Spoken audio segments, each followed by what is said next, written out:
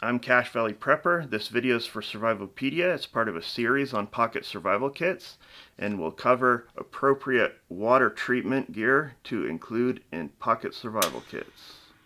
Okay, I have laid out here some equipment that will fit in pocket survival kits that can be used to treat water in an emergency. The preferred method of water treatment is boiling. So to get that done, you need some sort of container.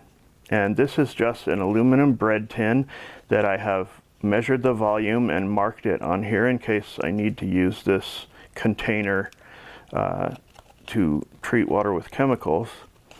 And I would just fill this with water that's been passed through a pre-filter, like a bandana or a couple of layers of a t-shirt, and set this next to the fire but not in the fire because it could melt if it was directly in the fire.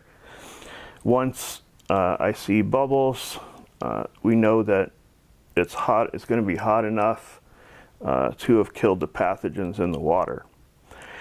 The next option is filtration, and this is a Frontier filter by Aquamira, a great filter and by a great company. You know, it's still not the most effective filter because of its size, but it would be an option, probably just not in a pocket survival kit. I think it takes up just a little too much real estate, even as small as it is.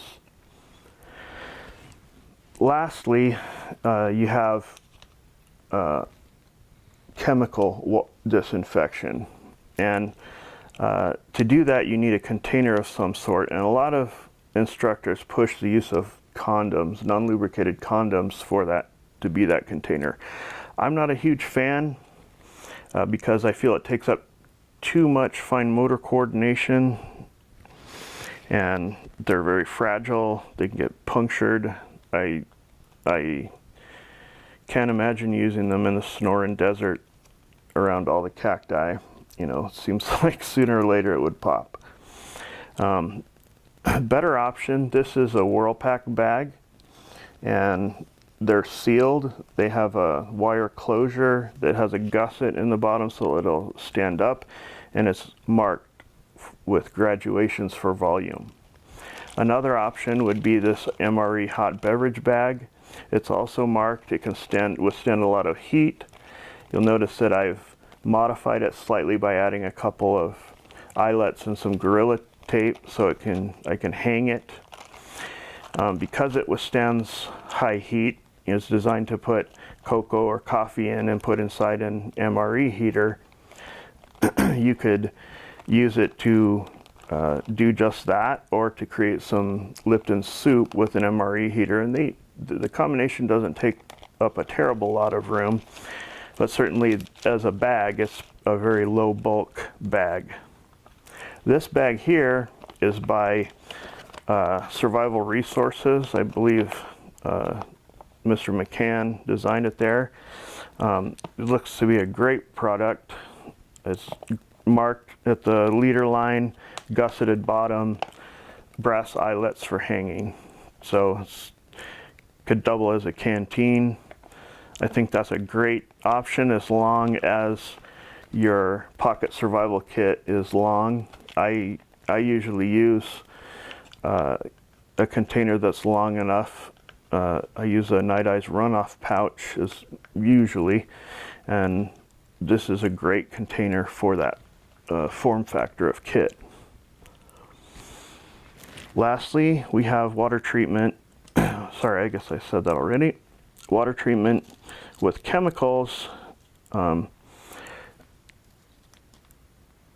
three of these products are long-acting chlorine, chlorine dioxide specifically, for these two certainly. And the reason we want a long-acting chlorine is because it will kill Cryptosporidia even in the oocyst, even in its cyst form. So iodine won't do that, and there's quite a bit of Cryptosporidia North America. So these are good products. These Oasis tablets are triclosan sodium, and they're very tiny, so they're great for easy to put quite a few of them in a kit. Micropure is chlorine dioxide.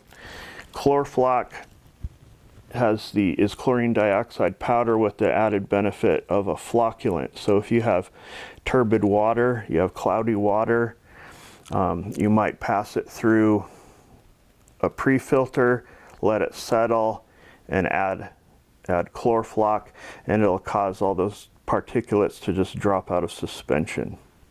So it's a good option in places where you might have muddy or cloudy water. Lastly here, I have two other chemicals, which are iodine and potassium permanganate. And iodine is multi-use in that you could use it as an antiseptic or to treat your water, but it has a terrible taste to it. For adults, it's not so bad, but with children, you might have a hard time hydrating children with iodine. Some kids more so than others, perhaps, but if that's the case, you can add a little powdered vitamin C after the water has been disinfected, because once you do add the vitamin C, it will cause the iodine to drop out of suspension and it won't be able to do its job. So iodine is a good option. But it's not going to kill oocysts like Giardia and Cryptosporidium. Potassium permanganate is the last option here, and it's just a crystal, very fine crystals, almost as fine, powdered. A little tiny bit of this stuff goes a long way. But it can be used for many different things. We'll do a whole video just on that, because it can be used to signal in snow. It can be used to treat fungal infections and canker sores and all sorts of good stuff. And it's also very, very small. Here's some sealed in a straw for use in a tiny, tiny kit. But there you have it, some water treatment options that'll fit in a pocket survival kit. Thanks for watching.